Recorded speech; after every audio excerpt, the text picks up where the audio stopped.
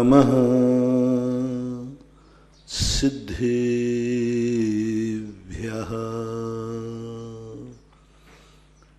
जय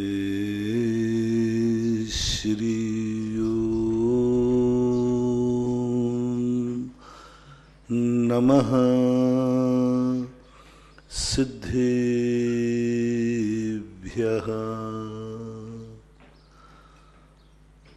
सर्वमंगल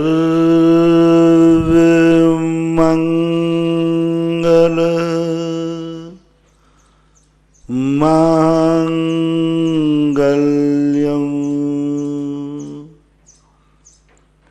सर्वकल्याणकारकं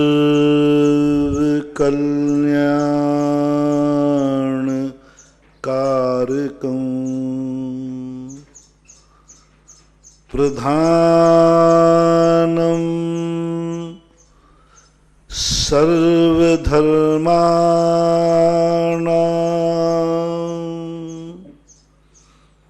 जैनं जयतु शासनं। जैनं जयतु शासनं। जैनं जयतु शासनं।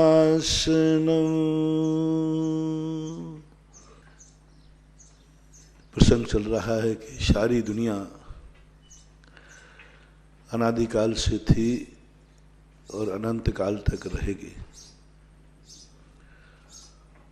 और अपन लोग भी, जीव भी दुनिया का एक अंश है, दुनिया का एक अंग है। वह भी अनादिकाल से दुनिया में था और दुनिया में ही रहेगा। कोई दूसरे को कोई दूसरा स्थान है ही नहीं। जब दूसरे को कोई दूसरा स्थान नहीं है तो अंतोगत्वा हमें कुछ एडजस्ट करना ही पड़ेगा। कुछ अपनी ऐसी प्रतिभा, अपनी शक्ति जगाना पड़ेगी जो एकता और संगठन का शंखनाद करे। एक बार किसी व्यक्ति ने पूछा कि भारतीय लोगों को, खास तौर से जैनियों को, हिंदुओं को भारत से इतना प्रेम क्यों है कि वो इसको मां मानते हैं, माटी को पत्थरों से।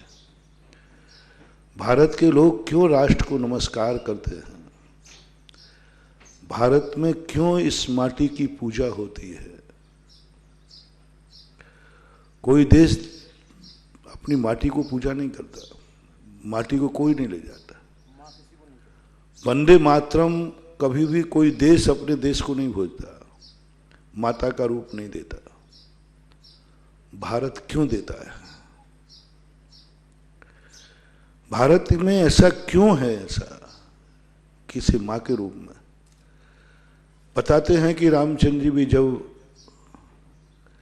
अयोध्या से गए 14 वर्ष के वनवास के लिए, तो माटी लेके गए। 14 वर्ष तक वो माटी को पूजते रहे। बताते विदेही भी जब वनवास गई तो उसने भी माटी को नमस्कार किया। क्यों होता है ऐसा? बहुत सोचने के बाद एक रहस्यमयी बात निकली। मैं भी सोचता था कि भारत तो एक जड़ है, एक पदार्थ है, एक पहाड़, ईंटों का गांव का, एक मिट्टी का ढेर है। इसको लिए क्यों माता मानना, क्यों इतना राग करना? और भारत के लोग आन शान और बान पर इसी के लिए मरे हैं। राजस्थान के तो राजपूत लोग जो इतने हुए, राणा प्रताप जैसे, माटी के लिए ही मरे। कारण क्या रहा होगा? अनेक कारण रहे होंगे, उनका मैं निषेध नहीं कर सकता, लेकिन महत्वपूर्ण कारण हमें देखने में आया जो आज के प्रासंगिक प्रश्नों से जुड़ता हुआ है कि भारत देश के लिए कोई दूसरा देश नहीं है। भारत देश के लिए कोई दूसरा देश नहीं है। कहां जाएंगे? मान लो भारत से नफरत करेंगे तो जाएंगे कहां? ऐसा कोई भी देश नहीं है जहां भारतीय संस्कृति को अपनाने वाले कोई लोग राष्ट्रीय रूप में रहते हो। और जैनियों की तो हाल बहुत बुरे ही हैं। जैनी तो भारत के बाहर अस्तित्व ही नहीं है, कहीं कोई देश नहीं। किसी देश में कौन कहलाते हैं अपने देशवासी? सारे दुनिया के लोगों ने, उनके भगवानों ने, गार्जियनों ने दुनिया में विहार किए, दुनिया को अपना बनाने का प्रयास किया, लेकिन भारत के जितने भी देवता हुए वे सब भारत में ही जन्मे और भारत में ही निर्माण को प्राप्त हो। सच्चा भारतीय कौन? जिसको भारत देश से मोह होगा,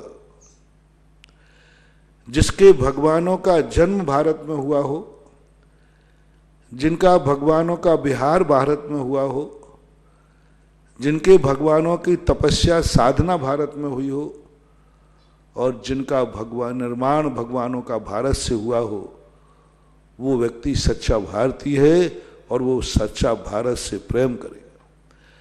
भारत को छोड़कर हमारे किसी भी, चाहे हिंदू हो चाहे जैन हो, जितने भारतीय दर्शन हैं, इनके कोई भी देवता भारत से बाहर नहीं गए। ब्रह्मा, विष्णु, महेश, राम, लक्ष्मण, हनुमान सब ये भारत से बाहर नहीं गए। वो लंका तो जाना पड़ा था उनको, बाहर गए ही नहीं। बाहर से ज्यादा क्यों नहीं गए? उन्होंने योग्य ही नहीं समझा। उन्होंने भारतीय संस्कृति का वहां बीजारोपण नहीं किया, क्योंकि वहां वो फसल होगी ही नहीं। वहां का वातावरण इतना गंदा है कि वहां भारतीय अपनी भारतीय संस्कृति की रक्षा नहीं कर पाएगा। इसलिए एक सीमित होकर के रह गए, बना ही नहीं भारत में। चाहते तो हमारे देवता जैन तीर्थंकर पूरे विश्व में विहार कर सकते थे, आकाश गमन करते थे, शक्तियां थी, देवता थे। मैं बहुत विचार करता हूं कि महावीर स्वामी या 24 तीर्थंकर पूरे विश्व में विहार क्यों नहीं कर गए? कितने लोगों, कितना प्रचार होता, सारे विश्व में आज जैन मंदिर होते, सारे विश्व में साधु होते, सारे विश्व में उनको मानने वाला होते, सारा राज, कितना बड़ा काम होता यदि महावीर स्वामी एक चक्कर लगा देते सारे विश्व का। एक चक्कर लगा देते, एक बार 24 तीर्थंकर कोई एक बार घुमाते, नहीं गए। गंधर परमिष्टि घुमाते, चारण रिद्धिधारी मुनिराज घुमाते, कोई नहीं गए। क्यों नहीं समझा उन्होंने? वो तो धर्म के प्रचारक थे। तीर्थंकरों ने तो हमेशा धर्म का प्रचार सोचा है। वो तो हमेशा एक ही बात सोचते हैं, सारा जगत सत्य को जाने, सारे लोग वो जाने। उनके तो भावना थी कि हर व्यक्ति सत्य को जाने, अधर्म का नाश हो, पाप का नाश हो, धर्म का प्रचार हो। तीर्थ के प्रवर्तक थे। वो तो प्रवर्तन करने के लिए ही जन्म लिया था। जैसे राजा राजगद्दी पर बैठता है तो उसका सबसे बड़ा पहला काम होता है जो कूटनीतिक होता है, जो संतोषी होता है वो नहीं। संतोषी तो जितना मिलता है उसी में संतोष रखता है, लेकिन जो सही राजनेता होता है वो अपने चारों दिशाओं की सीमाओं को बढ़ाता है। अच्छा राजनीतिक वही माना जाता है जो अपने बाप के द्वारा मिली हुई राजगद्दी की सीमाओं को बढ़ाता है। यानी पिताजी ने जो सीमाएं बांधी थी कि राज्य है, उन सीमाओं को आगे बढ़ाता है, वही सच्चा राजा कहलाता है। जितना बढ़ा लेगा उसी कोई सीमा नहीं है, जितनी बढ़ाता है बढ़ाने का प्रयास करता है। तो धर्मात्मा का भी क्षेत्र बढ़ना चाहिए। जो धर्म के नायक हैं, धर्म के प्रवर्तक हैं, इनको भी अपना क्षेत्र बढ़ाना चाहिए, जितना बढ़ा सके। ऋषभ देव ने जितना बढ़ाया, अजितनाथ को और बढ़ाना चाहिए था। सबको बढ़ाना चाहिए। और बढ़ा सकते थे, शक्ति थी बढ़ाने की, समर्थ था। साम दंड भेद नीति सब थी, चमत्कार थे, अतिशय थे, 34 अतिशयधारी थी, देवता थे, उनके पास तो सब कुछ था। हमारे पास तो आज कुछ भी नहीं है, कुछ भी नहीं। वो तो चाहे थे तो बहुत बड़ा चमत्कार दिखा सकते थे, बिहार कर देते तो कोरोना महामारी दूर हो जाती। 100 योजन तक भगवान यदि पूरे में ऐसे समय पर भगवान महावीर होते, मजा आ जाता। बाद वो अपने उठते और पूरे विश्व में एक बार घुमाते, सब खत्म। और जहां से तीर्थंकर निकल जाते हैं 50 वर्ष तक वहां पुनः महाबीमारी, कोई दरिद्रता नहीं आती। 50 वर्ष तक। पूज्य सेन स्वामी हरिवंश पुराण, कितनी बड़ी चीज। आज यदि तीर्थंकर का विहार जहां से इनका 50 वर्ष शब्द दिया उन्होंने, 50 वर्ष तक वहां दुर्भिक्ष नहीं, कोई दरिद्रता नहीं, कोई अनीति नहीं, कोई अन्याय नहीं, कोई चोरी डकैती नहीं, कोई मर्डर नहीं, कुछ भी नहीं होगा वहां 50 वर्ष तक। लेकिन अपन अभी कल्पना तो कर रहे हैं। मैंने थोड़ा सा अभी इस समय क्या है, यही सब चिंतन कर रहा हूं, कोई रास्ता मिल जाए। तो मैंने भगवान से वार्तालाप की। मैंने कि भगवान, काश यदि आप यहां होते पृथ्वी पर तो आज आपकी बड़ी जरूरत थी। काश आप होते। उस काल में आप थे जिस समय आपकी जरूरत नहीं। आपके अतिशयों का चमत्कार कोई मतलब नहीं है। बदलियां वहीं वहीं बरसे जहां समुंदर थे। बदलियां क्या करें बेचारी, ऊपर के हुक्म थे, ऊपर के हुक्म थे, क्या करें। आप उसी समय अतिशय लेके आए जिस समय अतिशयों की जरूरत नहीं थी। वहां तो चौथा काल था, हमेशा सस्य श्यामला भूमि थी। आदिनाथ के अतिशयों का कोई मूल्य नहीं था, क्योंकि भोग भूमि आए थे, सब तरफ हरी भरी थी, सब सुभिक्ष था, सब अच्छा था, कोई गड़बड़ होने का सवाल ही नहीं। मतलब उन अतिशयों का कोई मूल्य नहीं रहा। भगवान, आज यदि आप पृथ्वी पर होते तो आपके अतिशयों की इतनी कीमत होती, सारा विश्व आपकी जय जयकार बोलता। हाँ, और देखो दूसरी बात, आपके नाम के, आपके सिद्धांतों की जय जयकार हो गई। और आप होते तो पता नहीं आपकी कितनी जय जयकार होती। इसलिए भगवान, मन तो बना लो एक आध बार, एक आध कोई तो तीर्थंकर जन्म जाए। पंचम काल, भावना तो कुछ भी करा सकती है। भावना के लिए कोई काल की पाबंदी नहीं होती। भावना वाला निरंकुशया कव्या, जहां ना जाए रवि वहां जाए कवि। इसलिए अपन ने भजनों में लिखा ना, वर्तमान में वर्धमान की आवश्यकता है। अरे भाई, वर्धमान आएंगे ही नहीं। अरे नहीं आए तो नहीं आए, हम भावना तो भा ही सकते। भावना के लिए कोई अंकुश नहीं होता। तो महावीर ने क्या जवाब दिया मुझे, मैंने कि भगवान कोई आ जाओ, विधेय क्षेत्र से आ जाओ, विजयात पर्वत से, कोई तो कहीं से सुन लो, एक तो सुन ले। उन्होंने कहा मैं आ भी जाऊंगा तो भारत से बाहर नहीं जाऊंगा। मैंने क्यों? क्या वो प्राणी नहीं है? क्या वो जीव नहीं है? आप ऐसा क्यों कह रहे हो कि मैं आ भी जाऊंगा और मैं इस पृथ्वी पर रहा भी? उस समय भी विदेशों में, मलेक्ष खंडों में कुछ ना कुछ दुर्घटनाएं होती थी, फिर भी मैं वहां नहीं गया। नहीं गया मैं। क्यों नहीं गया? आपको जाने में क्या दिक्कत थी? आपको कोई नुकसान हो जाता, आपको कोई वायरस लग जाता, आपको कोई बुरे संस्कार पड़ जाते, आप क्या होता आपको? आपको तो कुछ नहीं होना। उपसर्ग रहित नाम का अतिशय आपके पास है। आप तो उपसर्ग रहित हैं। हम लोग तो फिर भी डर रहे हैं, क्योंकि अब बाउंड्री से बाहर जाए तो आफत है। तुम लोगों की बात तो है कि मान लो कहीं बाहर से थोड़े बाहर आए तो जल्दी नहा लिया, सैनिटाइज वगैरह कर लिया और कुछ कर लिया। हम कहाँ से नहाएंगे? हम क्या करेंगे? हम तो जिंदगी में नहीं नहा रहा। हम तो, आपको तो कोई उपसर्ग सवाल ही नहीं, आपको तो उपसर्ग रहित हैं। आप क्यों नहीं गए? कारण क्या था आपका? पर मुझे तो कुछ भी समझ में नहीं आया। अभी जब भी सोचता हूं, आज के पहले तब भी एक ही बात सोचता था, क्यों नहीं गए भगवान? अमेरिका चले जाते, साल 2 साल घूम के आ जाते, वापस आ जाते, और क्या।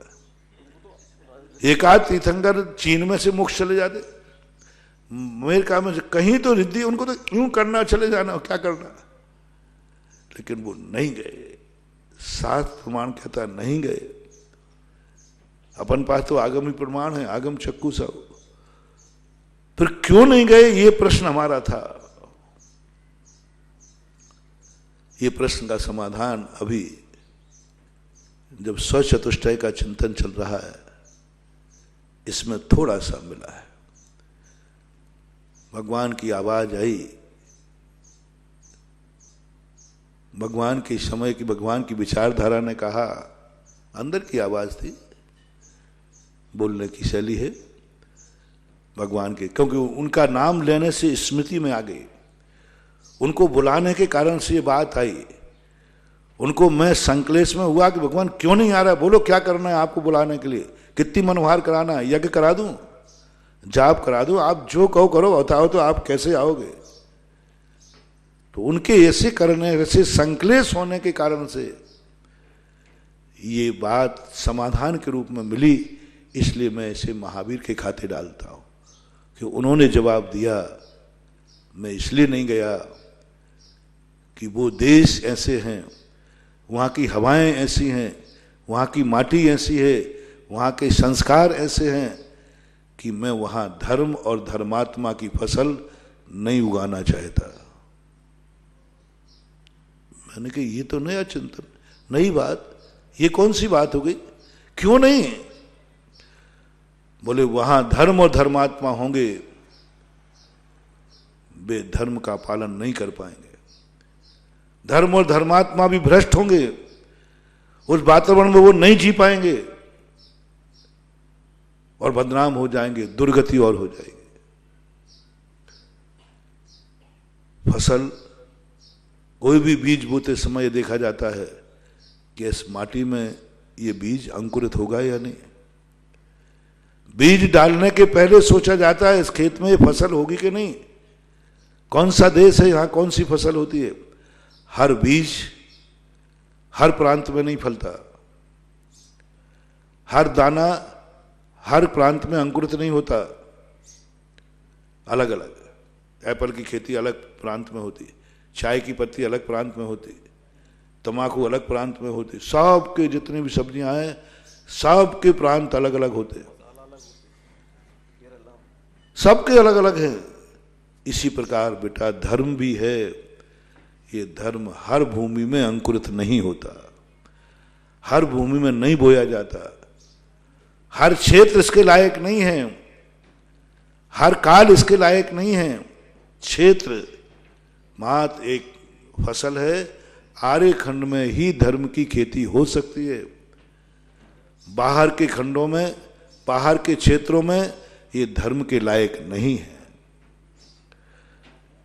काल भी हर काल नहीं है धर्म के लायक। तुम समझते हो धर्म तो शाश्वत है, कभी भी करो, कभी भी करो धर्म, जब चाहे जब कर लो।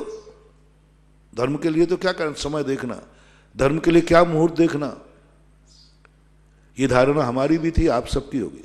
धर्म के लिए क्या मुहूर्त देखना, क्या समय देखना, कभी भी करो धर्म, कभी भी करो। नहीं, मुझे ये बात समझ में नहीं आती थी कि स्वाध्याय का काल नियत कर दिया, इसी समय स्वाध्याय करो, इसी समय आहार करो, इसी समय सामायिक करो, इसी समय प्रतिक्रमण करो। क्यों? प्रतिक्रमण है, कभी भी कर लूंगा। नहीं साहब 14 को ही करो, पूनम को करो बस। अरे भाई 15 दिन में कभी भी कर लूंगा, बस एक बात छूट दे दो कम से कम। एकम, दो, तीज, चौथ, पंचमी, कभी जिस दिन होगा 15 दिन में एक बार करना, ये बात तो समझ में आ गई। लेकिन 14 पूनम को ही करना, ये बात समझ में नहीं आती। उसी दिन प्रतिक्रमण करूंगा तो प्रतिक्रमण माना जाएगा, उसी दिन प्रतिक्रमण करूंगा तो क्षमा होगी, उसी दिन समझ में नहीं। दिन का प्रतिक्रमण उन्होंने समय बांध दिया, इतने बजे करो, उससे उसी समय करना है, कभी भी नहीं कर सकते। सामायिक का समय नियत कर दिया, स्वाध्याय का समय नियत कर दिया, सब चीजें नियत कर दी, काल से बांध दी। क्या मतलब है? कई लोग कहते हैं मंदिरों में अभिषेक कभी भी हो। क्या मतलब है कि समय बांध देना मंदिर में, इसी समय अभिषेक होना चाहिए? मंदिर में अभिषेक कभी भी 24 घंटे करो, धर्म है। आपका जो कुतर्क है वो सही है, यही कुतर्क मेरा भी था। मतलब आप और हम पहले थे, आप आज हो, बस ज्यादा फर्क नहीं है। हम पहले ऐसे थे, आज अभी तुम हो। और हम भी जानते थे कि धर्म के लिए कोई पाबंदी नहीं, जब चाहे जब जिसको समय मिलेगा करेंगे। जब जो समाधान अभी चिंतन में आया, नहीं, महावीर का स्मरण करते हुए उन्होंने कहा नहीं, हर काल धर्म के योग्य नहीं होगा। साल भर में सूर्य प्रतिदिन निकलता है, रात भी प्रतिदिन आती है, लेकिन हर महीना हर बीज को बोने लायक नहीं होता। कुछ बीज ऐसे होते हैं जो आषाढ़ में ही बोए जाते हैं, कुछ बीज ऐसे होते हैं जो कुंवार में ही बोए जाते हैं। बीजों का बोने की, फसल बोने का भी समय अलग अलग होता है कि सबका एक ही समय है? किसान भाई लोग जान सकते हैं, सबके अलग अलग। क्यों? माटी वही है, बीज वही है, खाद वही है, पानी वही, सूरज, सब कुछ तो वही है। फिर एक काल निश्चित क्यों किया? इसी काल में बोओगे तो फसल अच्छी आएगी। ऐसा कहते हैं कि एक हफ्ता भी यदि आगे पीछे हो जाए किसान तो फसल बिगड़ जाती है। एक हफ्ते यदि पहले बो दे तो गया काम से, और एक हफ्ते बाद में बोवे तो गया काम से। बोले अपने में ऐसा एक बार पेपरों में आया, बोले किसान लोग धोखे में रहे और लेट हो गया फसल। हमने कहा खेत तो है कि नहीं, कोई ले गया क्या, भूत ले गया? नहीं महाराज, खेत है, सब कुछ है, लेकिन बोने का समय निकल गया। यही स्थिति धर्म कहता है, हर काल में तुम धर्म नहीं कर सकते, हर काल धर्म के लायक नहीं है। धर्म का बीज बोने के लिए पहला काल नहीं। कितने कोड़ा कोड़ी सागर का? 4 कोड़ा कोड़ी सागर वर्ष तक कोई धर्म का बीज बोने वाला नहीं आएगा। आई नहीं, क्यों नहीं आ रहा है भगवान? वहां बो ही नहीं सकते, वहां की फसल ही खत्म हो जाएगी। बो देंगे, फसल खत्म हो गई, कोई उगेगा ही नहीं वहां पर। भोग भूमि में धर्म का बीज बोने से धर्म की फसल नहीं होगी। 3 कोड़ा कोड़ी दूसरे काल के, फिर 2 कोड़ा कोड़ी, कितने हो गए? 8, 9 कोड़ा, सब मिलाकर के 9 कोड़ा कोड़ी हो गए। 3, 2, 5 और 4, 9, 9 कोड़ा कोड़ी वर्ष, असंख्यात वर्ष हो गए। उस समय इस भूमि बंजर भूमि रहती है धर्म के लिए, संसार के लिए नहीं। संसार की तो बहुत अच्छी फसल होती है, 5 इंद्रियों के विषय बहुत अच्छे होते हैं, धन वैभव दौलत सब अच्छा होता है। धर्म की फसल 9 कोड़ा कोड़ी सागर वर्ष तक बीज नहीं बोया किसी ने। चौथा काल में मात्र एक चौथा काल है जिसमें सही सलामत फसल होती है। विदेश क्षेत्र में कहो, आप विद्यान में हो, तो वहां चौथे काल का वातावरण है सदा। चौथे काल का वातावरण रहता है, सदा वातावरण रहता है, इसलिए वहां फसल हो जाती है हमेशा। अपने देश की बात कर रहा हूं, चौथे काल में मात्र फसल की अच्छी फसल आ सकती है। एक 10 कोड़ा कोड़ी सागर वर्ष में, 1 कोड़ा कोड़ी सागर वर्ष, उसमें भी 84,000 वर्ष कम हो। हाँ, 42, पंचम काल और छठा भाव, 2 काल उसमें चले जाएंगे, 2 काल उसमें चले जाएंगे, लेकिन समूह मिलाओ तो 84,000 वर्ष आ जाएगा। यानी कुल मिलाकर 10,000 में 42,000 कम कर दीजिए, 1 कोड़ा कोड़ी सागर वर्ष में धर्म की फसल बोई जाएगी। ये जब चिंतन की कसौटी पे आया तो मेरी श्रद्धा बढ़ गई, हर चीज समय से करने पे ही फल देगी। पहले मैं नहीं समझता था, मैं कह रहा नहीं, ये पाबंदी होना ही नहीं चाहिए। छोड़ दो, जब चाहो जब धर्म करो, 12 मासे खुले हैं। नहीं, उन्होंने कहा कुछ धर्म ऐसे हैं जिनके लिए नियत काल, मुहूर्त देखो, समय देखो। सभी कार्य बिना मुहूर्त के नहीं हो सकते। हाँ, कुछ कार्य ऐसे हैं जो बिना मुहूर्त के होते हैं। भोजन अब मुहूर्त से नहीं करना, लेकिन पहले दिन का भोजन मुहूर्त से करना। पहले दिन बच्चे को कुछ खिलाना है मुंह में, तो उसके लिए मुहूर्त करना। प्रतिदिन के लिए कोई मुहूर्त नहीं है। हाँ, अब कुछ चीजें ऐसी हैं जो जिंदगी में करना पड़ती हैं। अब सुसु बाथरूम जाना है तो मुहूर्त देख के जाएंगे, कहाँ जाए? बहुत सारे जो सारे के लिए मुहूर्त नहीं देखना। कुछ घसपतवार होती है ऐसी जो कभी भी उगती रहती है, कभी भी उगती रहती है। लेकिन जो फसल है, जो खाने योग्य है, वो तो मुहूर्त देख करके, समय देख कर करना। तब से मेरी धारणा बनी कि नहीं, हर चीज में यदि फल चाहिए है तो समय से करोगे तो फल मिलेगा, और समय से नहीं करोगे तो निष्फल जाएगा। ये प्रकृति प्रदत्त उपहार बता रहा हूं, जो भगवान ने दिव्य धुनी के अंदर कहा होगा उस समय, जो अपने ज्ञान में अभी आ रहा है। उन्होंने कहा देख ले, तू समय की मैं बात मत कर कि कभी भी कर लूंगा। नहीं, धर्म का तीर्थंकर का अवतरण चौथे काल में ही होगा। वो अपवाद है 13 काल का, सामान्य चौथे काल में ही होगा अवतरण तीर्थंकर का। तो कितने ही बुला ले, कितने ही कुछ कर ले, पंचम काल में तीर्थंकर नहीं आएंगे। काल से पाबंदी क्यों? डॉक्टर जहां बीमारी हो वहां जाना चाहिए, जहां अधर्म फैले वहां भगवान को अवतरित होना चाहिए। अवतरित होना, यत्र यत्र ग्लानिर्भवति, जहां जहां अधर्म, अत्याचार, पापाचार पहुंचे वहां वहां पर भगवान को जन्म लेना चाहिए। जैन दर्शन स्पष्ट खिलाफ में है इसका। जैन दर्शन ने कहा जब जब पापाचार बढ़ेगा, पापी बढ़ेंगे, तब तब भगवान का अवतार नहीं होगा। स्पष्ट उल्लेख। भगवान का अवतार जब ही होगा जब पुण्य और पुण्यात्मा बढ़ेंगे। पुण्य और पुण्यात्मा बढ़ेंगे तो होगा, पाप और पापी बढ़ेंगे तो नहीं होगा। इसलिए पंचम काल में भगवान का अवतरण नहीं होगा, क्योंकि ये काल भगवान का जो वाणी का बीज है, भगवान की तपस्या की जो बीज है, वो इस काल में नहीं बोई जाएगी। और बोएंगे तो कुछ भी मिलने वाला नहीं है। तो काल की तरफ से उन्होंने नकार दिया। क्षेत्र निश्चित है, नियत हो गया क्षेत्र, काल निश्चित हो गया, भाव निश्चित कर दिए। धर्म के लिए भाव की क्या जरूरत? कोई भी भाव से, कोई भी भाव से चला जाए, क्या लेना देना? कहीं से भी जाओ, किसी भाव से जाओ,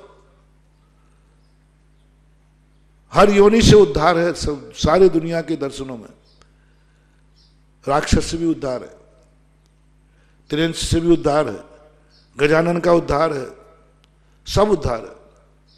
लेकिन जैन दर्शन कहता है मात्र आर्य खंड के मनुष्य भाव से ही उद्धार है। देवताओं का उद्धार नहीं हो सकता, स्वर्ग से कोई मोक्ष नहीं जा सकता, नरकों से कोई मोक्ष नहीं, मनुष्य भाव से ही जाएगा। त्रिंश का उद्धार नहीं हो सकता, मोक्ष नहीं जा सकता, मनुष्य ही बनना पड़ेगा। भाव नियत कर लिया।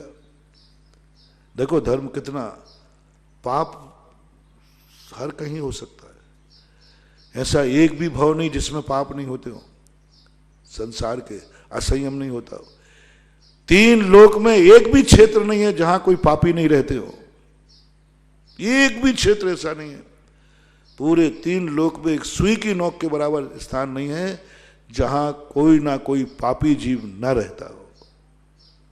क्योंकि स्थावर जीव पूरे 3 लोक में, पंच स्थावर ठठा सच बड़े सिद्धालय में भी पापियों से रहित नहीं है। कोई क्षेत्र पापियों से, धर्म से रहित। आप धर्म की महिमा समझना। और अपन सोचते हैं धर्म असीम होना चाहिए, पाप सीमित होना चाहिए, लेकिन प्रकृति का नियम उल्टा है, पाप को असीम कर दिया। बोले पाप कितने क्षेत्र में होगा, पाप कितने क्षेत्र में कर सकते हैं? तो पाप कहता है पागल कहेंगे, पाप के लिए कोई क्षेत्र होता है ना?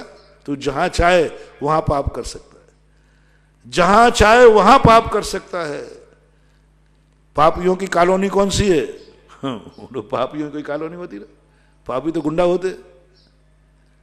अरे कॉलोनी तो धर्मात्माओं की होती है, पापियों की कोई कॉलोनी नहीं होती। पापी तो जहां चाहे वहां पर अपनी झोपड़ी बना सकता है, क्योंकि पापी के नाम की कोई रजिस्ट्री नहीं होती, पापी कोई वैधिक नहीं रहता, पापी तो कब्जा करके बसता है। पापी यानी पुण्यहीन। मैं जमीन की रजिस्ट्री किसके होती? पुण्यात्मा के, जो कुछ पुण्य लेके आया है, उसको रजिस्टर्ड संपत्ति मिलती है बाप दादों से, उसका नाम चढ़ता है बाकायदा, वो बिल भरता है बाकायदा, क्योंकि ये संपत्ति बाप दादों की है, वो पुण्य लेके आया है। लेकिन जितने पुण्यहीन होते हैं, जिनके पाप कर्म के उदय होते हैं, इनके जमीन का आपका पट्टा नहीं होता। ये तो चार लकड़ी जहां गाड़ ले, झुग्गी झोपड़ियां होती ना, कब्जा, इनका नाम कुछ होता ही नहीं, कोई नहीं। जहां चाहे पापी कहां रहेगा? बोले जहां अपनी चार लकड़ी गाड़ लेगा वही रह जाएगा। उसको तो क्या, कल पुलिस वाले हटा देंगे, दूसरी जगह बच जाएगा, तीसरी जगह बच जाएगा। लेकिन एक पुण्यात्मा जीव को पुलिस हटा दे तो वो सुसाइड कर लेता है, मर जाता है। वो कहां जाऊं मैं, एक ही तो मकान था। लेकिन पापी जीव कहता है कोई फर्क नहीं पड़ता, यहां से हटा दिया, वहां चला जाऊं, वहां चला। उनको पूरी दुनिया का हर क्षेत्र पे पापी वास कर सकता है, क्योंकि पापी के नाम कोई संपत्ति नहीं होती। पापी का नाम कभी संपत्ति पे चढ़ ही नहीं सकता। संपत्ति है तो पापी कैसा? इसलिए पापियों के लिए सब जगह कहीं भी जाना आप, वो कहीं भी बस जाते, रोड के किनारे बस जाएंगे। आजकल ओवर ब्रिज बनाएगा, उन्हीं के नीचे बस जाते हैं। तो पापियों का क्षेत्र बहुत बड़ा है महानुभाव, बहुत बड़ा, पूरा 3 लोग, एक भी स्थान ऐसा नहीं। नरकों से मैंने पूरे 3 लोग का चिंतन किया कि जैसे धर्म का क्षेत्र निश्चित हुआ, धर्मात्माओं का क्षेत्र निश्चित हुआ, ऐसा इस प्रकृति ने पापियों का क्षेत्र निश्चित क्यों नहीं किया? बहुत अच्छा हो जाता। मैं तो इस पक्ष में हूं कि पापी और पुण्यात्माओं का बंटवारा हो जाए, एक प्रांत निश्चित कर दिया जाए, यहां पापी पापी रहेंगे, यहां पुण्यात्मा ही पुण्यात्मा रहेंगे। लेकिन बोल भाई यहां भी तो आ जाते हैं, अरबत तो ये वहां उनका मिलेक्स खंड में रहते, लेकिन भाई यहां भी तो घुसपैठ कर लेते हैं। कहीं तीर्थंकर के बहाने आ जाएंगे, कहीं चक्रवर्ती के बहाने आ जाएंगे, और वही घुसपैठ तो कोरोना फैलाते हैं। बंटवारा हो जाना चाहिए, एक आचार और एक विचार वाले एक स्थान पर रहना चाहिए, विपरीत विचार आचार वाले नहीं। जिनके आचार विचार हो, जिनका भगवान एक हो, जिनका गुरु एक हो, जिनके धर्म एक हो, वे सब एक स्थान पर हो, बंटवारा करो, सब अपने अपने बंटवारा कर लेना चाहिए। बड़ी सुखी हो जाएगी दुनिया, सब सुखी हो जाएगी, कोई झगड़ा टंटा नहीं होगा, क्योंकि सबके आचार विचार एक है। लेकिन ये बंटवारा नहीं हो सकता, नहीं हुआ, पापी को कोई नहीं रोक सकता, क्योंकि पापी सड़क के रास्ते नहीं आता है, पापी रास्ते से नहीं आता है। धर्मात्मा, पुण्यात्मा, सज्जन पुरुष मेन रास्ते से आते हैं, क्योंकि वो इज्जत के साथ आते हैं, सम्मान के साथ आते हैं, टोल टैक्स देते हुए आते हैं, नियम कानून पालते हुए आते हैं। लेकिन पापी कभी मेन रास्ते से नहीं आता, वो तो ऐसे रास्तों से आता है जिस रास्ते पर कहीं से भी घुसपैठ कर लेगा। चोर कभी दरवाजे से नहीं आता, चोर कभी दरवाजे से नहीं आता, वो तो ऐसे से आता है, और सेठ हमेशा दरवाजे से ही आता है। इसलिए कोई बंधु, सब जगह पूरा क्षेत्र हाउसफुल। चलो ये हो गया द्रव्य, क्षेत्र, काल, भव। कोई भव ऐसा हो जिस भाव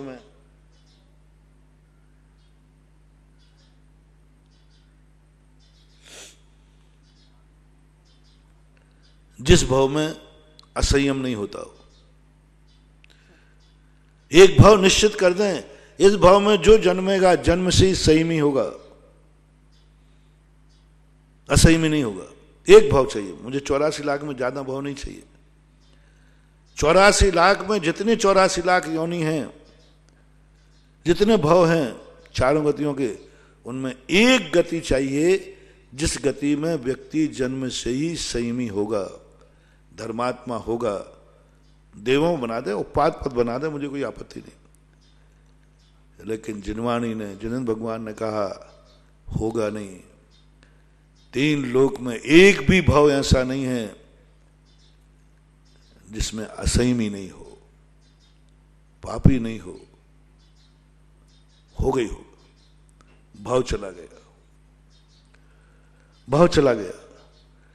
एक द्रव्य ऐसा हो, एक जीव ऐसा हो 6 द्रव्यों में, जिसमें जीव द्रव्य मुख्य रूप से,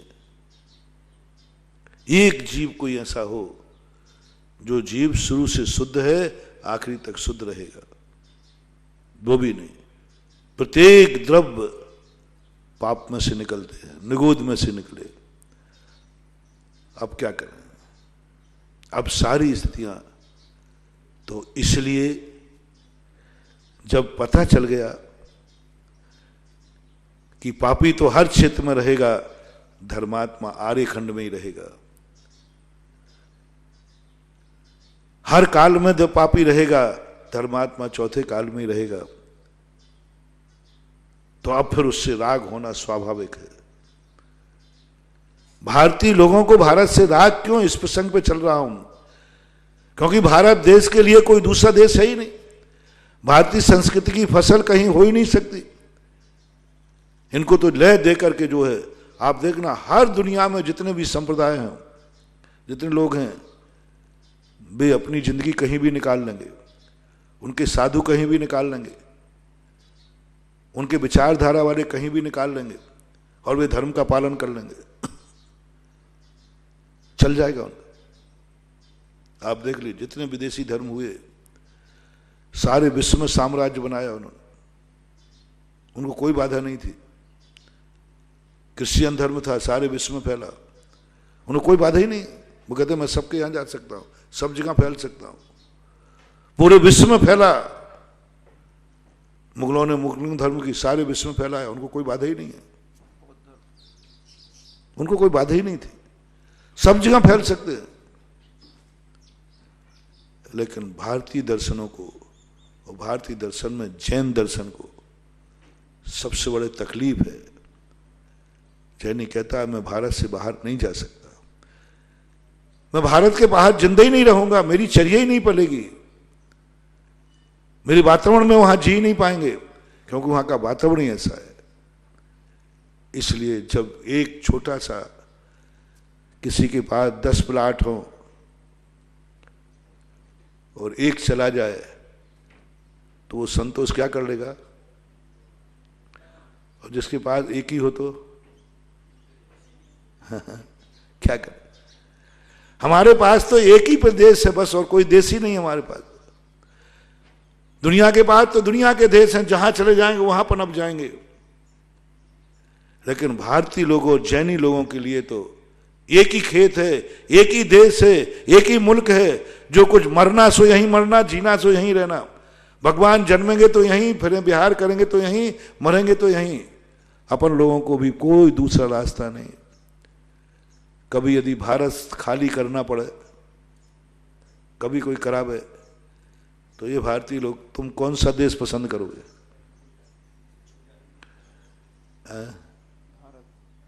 भारत तो खाली करा रहे। चलो खास तौर से जैनियों की पूछता हूं। जैनी लोगों के लिए यदि भारत देश बाहर से सारे लोग भागो यहां से जैनी, तो जैनी कौन सा देश पसंद करेंगे? कहां जाएंगे? समुद्र में डूब जाएंगे। कोई देश पसंद नहीं करेंगे, हम भर ही नहीं सकते, क्योंकि कोई मुल्क में ऐसा देश नहीं है जो जैनियों की फसल को उगा सके। जैन धर्म की रक्षा कर सके, जैन धर्म की सुरक्षा कर सके, अहिंसा और वीतरागता का शंखनाद करने का मौका दे सके। कोई विश्व में एक भी देश नहीं। मैं क्या चयन करूं? कभी मन में भाव आता भी है कई बार ऐसा कि मान लीजिए कभी भारत में ऐसी स्थिति आ गई, कई बार हो जाता है, जैनियों से लोग ईर्ष्या करते हैं, तो हर व्यक्ति सोचता है, जैसे कई लोग सोचते चलो यहां दिक्कत जाएगी तो हम वहां पर अपना कर लेंगे। जिसको हारने की नौबत होती ना नेता की, वो 2 स्थानों से चुनाव में खड़ा होता है। बड़े बड़े जो नेता होते ना, वे 2 स्थानों से चुनाव पे खड़े। मैंने क्यों? बोले महाराज जी प्रेस्टीज दांव पे लगी है, यदि एक जगह से हार गया तो एक जगह से जीत जाएगा। ऐसे ही कभी हम लोग साधु लोग सोचें कि मान लीजिए भारत में ऐसा कोई कानून बन गया, दिगंबर मुनि यहां नहीं विचरण करेंगे, भारत से दिगंबरत्व को निकाल दिया गया, तो फिर कोई दूसरा ठाइया है कि नहीं? कहां जाओगे? वो देश का नाम बताओ। ओ भारत के सारे दिगंबर जैनियों और मुनि महाराज लोगों, बताओ यदि भारत के अलावा तुम्हारे लिए कौन सा देश पसंद है आपातकाल के लिए? महाराज जी कोई देश पसंद नहीं। समाधि। अरे यहां के राजा ने मना कर दिया था कि तुम मेरे राज्य में दिगंबर नहीं घूम सकते हो, तो मुनियों को कपड़े पहनने की जरूरत क्या थी? ईरान इराक चले जाते, दूसरे देश में शरण मांग लेते, दूसरे देश जाते थे। यानी मिटना मंजूर कर लिया। कितनी गजब की बात। अरे एक राजा ने मना किया था, दूसरे राजा के पास जाते, दूसरे देश चले जाते, मुल्क में कहीं मिल जाते।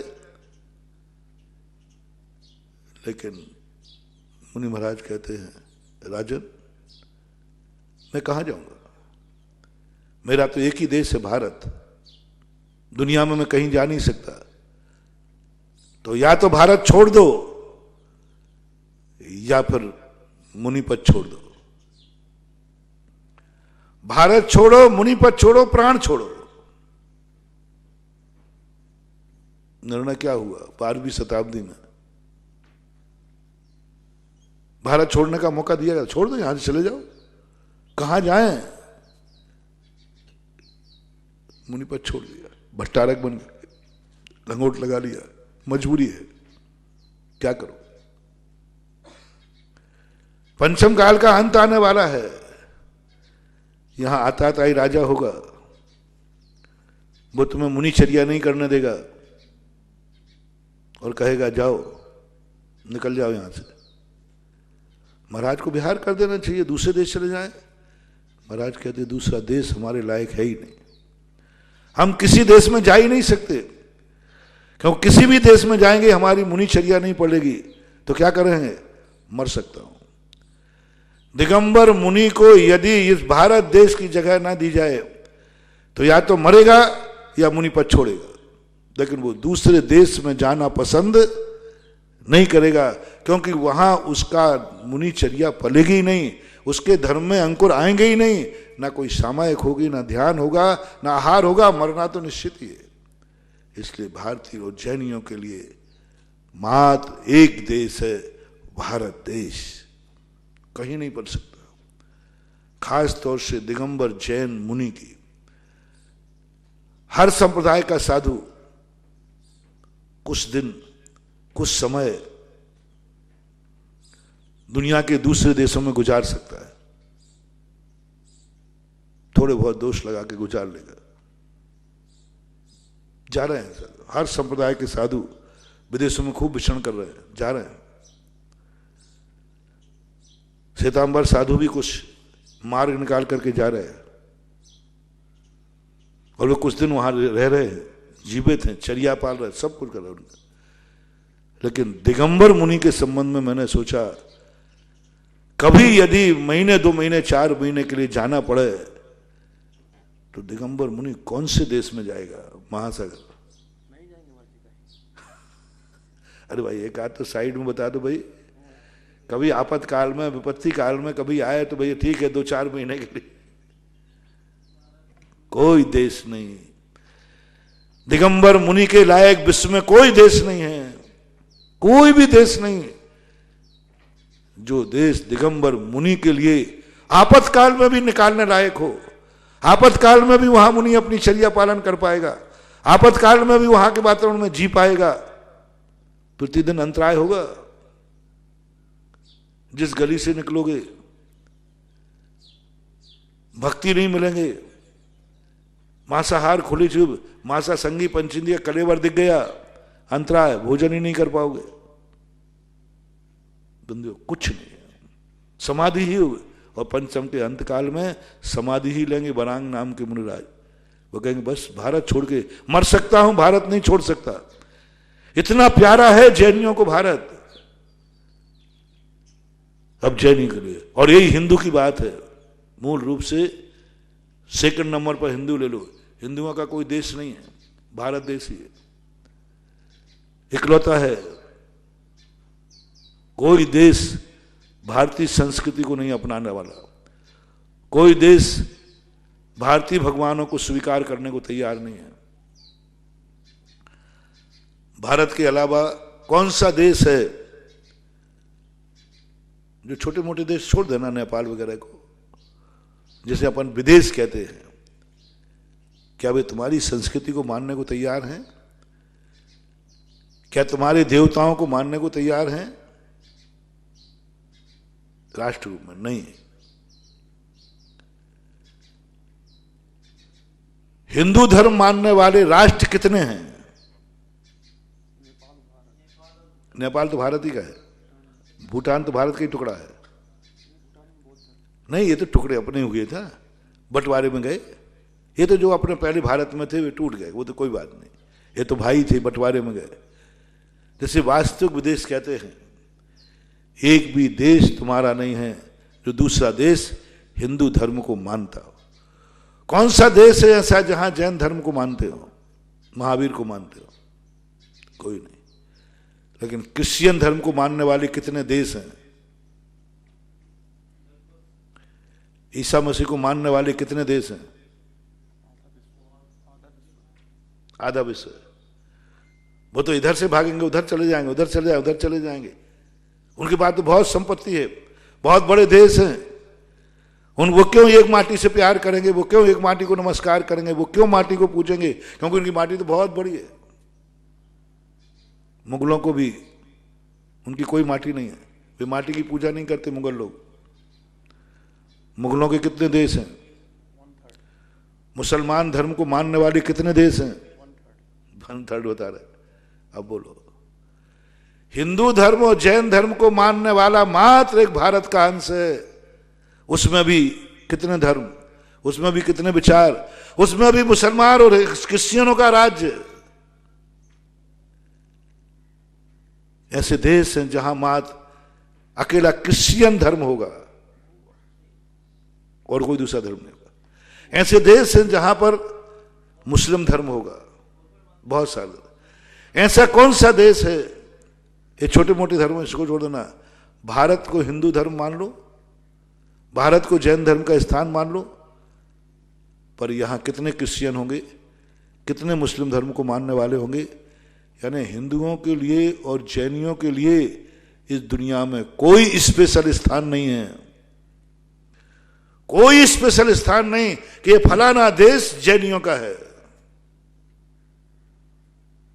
फलाना देश जैनियों का है क्या? नहीं है। फलाना देश पेवर हिंदुओं का है, यहां दूसरा कोई संप्रदाय नहीं, कोई देश नहीं जो किसी भारतीय संस्कृति के नाम से यहां पर मात्र वो ही रहेंगे, आर्यपुत्र ही रहेंगे, आर्यपुत्र का ही निवास होगा, वही रहेगा। ऐसा देश आर्यपुत्रों के लिए कोई 3 लोक में देश नहीं है। जैसे तैसे भारत था, इसी में सब आकर के रहने लगे।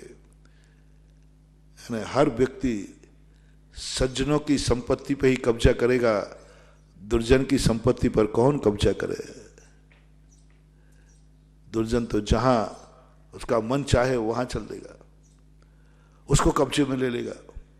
सज्जन तो अपनी ही रक्षा नहीं कर पा रहा है, दूसरे का कब्जा रहना तो उसको पाप है। दूसरे की संपत्ति लेना तो पाप है, वो तो स्वयं की संपत्ति की भी सुरक्षा नहीं करता। यदि सज्जन के सामने दो गुंडे लोग आ जाएं, बेचारा सज्जन छोड़ के चला जाता है, छोड़ के चला जाता है। अपन भागे, अपने पूर्वज भागे, मंदिरों को छोड़ के भागे, मूर्तियां जमीन में गाड़ के भागे, दुर्जन आ गया, चलो भाई। आज तक किसी जैन मंदिर किसी दुनिया के किसी धर्म के आयतन पर नहीं बना। आज तक कोई मंदिर, कोई जैनियों का मंदिर किसी दूसरे संप्रदाय के मंदिर को तोड़ करके नहीं बना। आज तक कोई भी मंदिर किसी चर्च को तोड़ करके नहीं बनाया गया। आज तक कोई जैन मंदिर किसी मस्जिद को तोड़ के नहीं बना। हिंदू मंदिर भी नहीं बना होगा ओरिजिनल। वो बात अलग है कि पहले हिंदू मंदिर था, फिर मस्जिद बनी, फिर मंदिर, वो तो एक अलग है, वो तो अपनी पुरानी संपत्ति को वापस लेना है। लेकिन ओरिजिनल कहीं मस्जिद रही हो, ओरिजिनल कहीं रही हो न्यू से, और उसको तोड़ करके कोई मंदिर बना हो, शायद मेरे ज्ञान में नहीं हो। कोई हो तो मेरे ज्ञान में नहीं। लेकिन जैन मंदिर का तो दावा कर सकता हूं। एक जैन मंदिर बनाओ, बताओ, जो कि किसी मस्जिद तोड़ करके या गुरुद्वारा तोड़ करके या कोई चर्च तोड़ करके बनाओ, कोई किसी संप्रदाय का मंदिर तोड़ करके बनाया गया हो। नहीं बनाया, बनाएंगे भी नहीं, क्योंकि सज्जन आदमी, महाजन आदमी कभी दूसरे की संपत्ति को हड़पना नहीं चाहता। उसके हाथ तो उपदेश दिया जाता है, अदत्ता दानम स्तेयम। इनको तो उपदेश दिया जाता है कि दूसरे की बिना दी हुई वस्तु को लेना नहीं, ये चोरी है, पाप है। जिसके भगवान ने, गुरु ने ये उपदेश दिया हो, दूसरे की वस्तु मत लेना, ये पाप है, वो क्या लेंगे। लेकिन अब मैं पूछना चाहता हूं, जैनियों के कितने मंदिर टूट करके अन्य धर्म के आयतन बन गए, कितने मंदिर टूटकर मस्जिदें बन गई, 100, हजारों, सैकड़ों। क्यों? सज्जन दूसरे की संपत्ति पर क्या कब्जा करेगा, वो अपने खुद की सुरक्षा नहीं कर पाता। खुद के कोई चोर आ जाए, कोई गलत आ जाए, छोड़ देता, ले जाओ भाई, ले जाओ, तो हम शांति से रह लेंगे, बिना मंदिर के रह लेंगे और बना लेंगे। ये सज्जन की, महाजन की पहचान है। लोग जैनियों को महाजन क्यों बोलते हैं, मुझे समझ में नहीं आया। सब मानव हैं, सब मानव जाति है, सब मानव हैं, सब मानव जाति है, सब जन है, महाजन क्यों? मैंने आमा में एक संपत्ति पर महाजन जैन समाज नहीं छपाता, महाजन समाज की संपत्ति, खातेदारी महाजन। अब महाजन का मैंने कहा महाजन कैसे करें अब, तो फिर मैंने उस समय का रिकॉर्ड निकलवाया कि महाजन नाम की जाति कौन है। महाजन की खातेदारी, महाजन खातेदार लिखा था। मैंने कहा महाजन तो आज वर्तमान में कोई जाति नहीं है। फिर मैंने कहा जिस समय चढ़ा था 150 साल पहले, 200 साल पहले की बात है, उस समय महाजन किसे कहते थे, रिकॉर्ड निकाला गया तो उस समय दूसरा, जैनियों का दूसरा नाम था महाजन। जैनियों को महाजन समाज कहते थे। फिर उस संपत्ति को देखा तो महाजन समाज यानी जैन समाज थी। तब सोचा कि महाजन समाज जैन समाज है तो जैनियों को महाजन क्यों कहते हैं। अनेक कारणों में 2 कारण। पहला कारण, महाजन दूसरे की संपत्ति पर नियत खराब नहीं करता, दूसरे की संपत्ति पर कब्जा नहीं करता, दूसरे की संपत्ति पर अपना अधिकार नहीं जमाता, दूसरे के मंदिरों पर, दूसरे के संप्रदाय के स्थलों पर अपना अतिक्रमण नहीं करता। जब तक वह राजी खुशी से समझौता नहीं हो। दूसरा कारण, अपने खुद की रक्षा करने में समर्थ नहीं होता, स्वयं की संपत्ति को छोड़ देता है, दूर हो जाता है। ये दो कारणों से महाजन होता है। तो प्रसंग ये है कि जब हमारा निश्चित हो गया कि देश में ही हम सीमित हो रहे हैं, देश में ही हमारे नाम से कोई चीज नहीं मिली, हमें तो इसी देश में रहना है। इसलिए भारत देश को हमारे लिए बहुत अनुराग है। बस सम्यक दृष्टि ज्ञानी यही सोचता है, वो संसार से जैनियों ने क्यों हर व्यक्ति से प्यार करना सिखाया? क्यों? मैं सोचता हूं कि पेड़ पौधे सबसे प्यार करो, सबको जीने दो, सबको अभय दान दो, सबसे प्रेम करो, सब में स्वचतुष्टय स्थापित करो, हर चीज में, क्योंकि तुम्हें यहीं रहना है। तुम इस दुनिया को छोड़ के नहीं जा सकते हो, दुनिया कभी तुम्हें नहीं छोड़ेगी, तुम भी नहीं। दोनों को यहां रहना है। दोनों एक दूसरे से बैर मत करो, जल में रहकर मगर से बैर मत करो।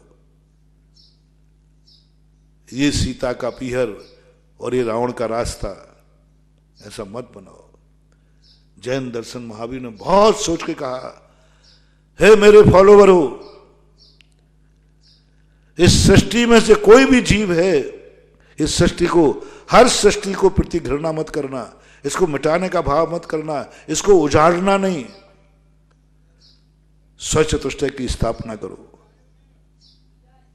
क्योंकि तुम्हें यहीं रहना है। निश्चित हो चुका, तुम्हें यहीं रहना है, कहीं नहीं जाना है। जब तुम्हें यहीं रहना है तो फिर इसको गंदा क्यों करते हो? फिर इससे द्वेष क्यों करते हो? फिर क्यों अपनी जिंदगी में प्रकृति से विरुद्ध चल करके अपनी जिंदगी का नाश करते हो? जो मेरा प्रसंग चल रहा है, जब रहना यही है। मैंने कहा ना, धर्मशाला का 2 दिन पहले तो शायद कहा था, धर्मशाला के जीना का कोना गंदा क्यों मिलता है? धर्मशालाएं गंदी क्यों होती है? क्योंकि उसे मालूम है, जो गंदगी मैं करके जाऊंगा, मुझे कल यहां रहना ही नहीं, मुझे कल यहां रहना ही नहीं। पहले दिन गड़बड़ नहीं करेगा, पहले दिन गंदा नहीं करता। जिस दिन जाएगा धर्मशाला की, बेड शीट से जूते पोंछ के जाता है, बेड शीट से जूते पोंछ के जाता है, धर्मशाला हो, हॉस्टल हो, जो भी हो। क्यों? कल मुझे थोड़ी रहना है। बाथरूम को गंदा करके जाएगा, पक्का गंदा करके जाएगा, साफ नहीं करेगा। क्यों? कल मुझे वहां रहना ही नहीं है। महावीर भगवान की जय।